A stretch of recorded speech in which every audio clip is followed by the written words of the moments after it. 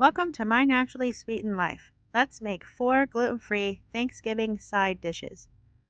First, we're going to start with the gluten-free stuffing. You will need 16 ounces of gluten-free bread. Take the bread, slice it into small cubes, and place it on a baking sheet. Pop it in the oven at 200 degrees for about 35 minutes. We're not looking to toast the bread, we just want it to be dry. After it comes out of the oven, place it into a bowl and set it aside to use in a minute. For the wet ingredients, you will need 2 eggs. The eggs will help bind the bread together, and you will also need some chicken stock, preferably homemade if you can. Use a whisk or a fork to break up the egg yolks, and then add your chicken stock to those yolks. I am adding 2 cups of homemade chicken stock because my homemade bread is made with buckwheat and sorghum flour. It seems to absorb moisture more than the white bread varieties. So if you bought a white bread variety of gluten-free flour from the store, try 1.5 cups of stock instead. Stir the wet ingredients together until well combined. Sprinkle the seasonings into the wet ingredients. Every single time I add garlic powder or onion powder, I stir it immediately afterwards so it doesn't clump.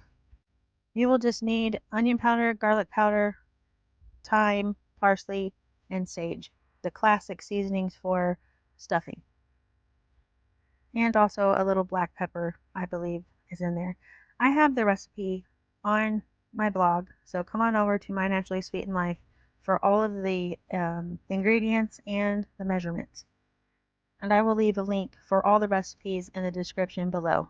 Then you're going to pour the wet ingredients onto the dry ingredients and give them a really good stir to get that moisture all over the dry bread cubes. Put it into a greased 8x8 pan and give it one last stir. Put on the foil and crimp it so that it is closed off or sealed. And then we're going to pop that into a 350 degree oven for about 35 minutes.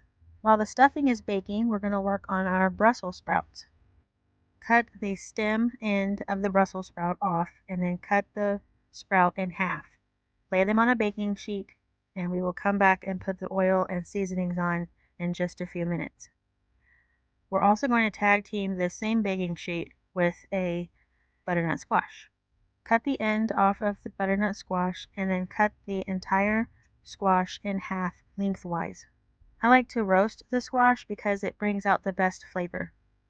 Once you get it cut in half, you're going to use a spoon and scrape out all of the seeds and any of the stringy membrane that is inside the bottom of the squash.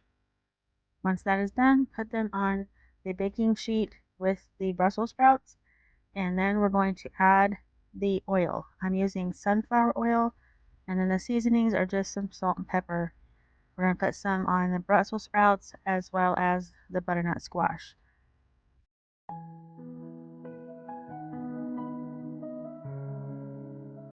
Rub the sunflower oil all over the butternut squash. This helps the squash soften while it roasts and also helps distribute the seasonings. And then we give the Brussels sprouts a toss, making sure that they're evenly coated in the oil and the seasonings as well. Place the vegetables in a 350 degree oven for about 40 minutes. While the Brussels sprouts are roasting, we're going to make a red wine vinegar glaze. This is just red wine vinegar and honey. You cook it down for about 8 minutes. The red pepper flakes are optional. Here are the Brussels sprouts. We're going to pour them into that bowl. Pour the glaze over the Brussels sprouts and stir until the glaze has thoroughly coated the sprouts. The last side dish we're going to make is gluten-free rice pilaf. In a saucepan, add your butter, let it melt, and then pour in the gluten-free spaghetti noodles. You're going to stir this and let it toast for a minute or two, and then add your rice and toast that for a minute more, and then we'll add our seasonings. The seasonings are basically salt, pepper, garlic, onion powder, and thyme, and parsley, and some sage. Once we get all of our seasonings in, we're going to use our spatula and stir everything together. Open 1 quart of chicken stock and pour it into the pan. And because I don't like opening a jar of stock and not using the whole thing, I'm just going to add 2 more cups of water, but you can use all 6 cups of stock if you would like. Stir the dry and wet ingredients together so nothing sticks to the bottom of your pan.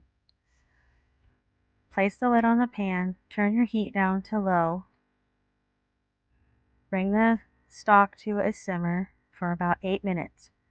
Turn the heat off, let the rice sit for 10 minutes and it will absorb the remaining amount of liquid in the pot. The last thing we need to do is finish our butternut squash puree. You just take your roasted butternut squash, peel all of the skin off, which it should easily come off now that it's roasted. Add a pinch of Himalayan pink salt and a sprinkle of ground black pepper. Throw in a few tablespoons of salted butter. Use a handheld mixer to beat the butter and butternut squash together. Add 1/4 cup of heavy cream and continue to mix this together into a puree. If you enjoyed this video, please consider liking it and subscribing to the channel. I hope this helped you come up with 4 new gluten-free recipes that you can serve at your holiday table.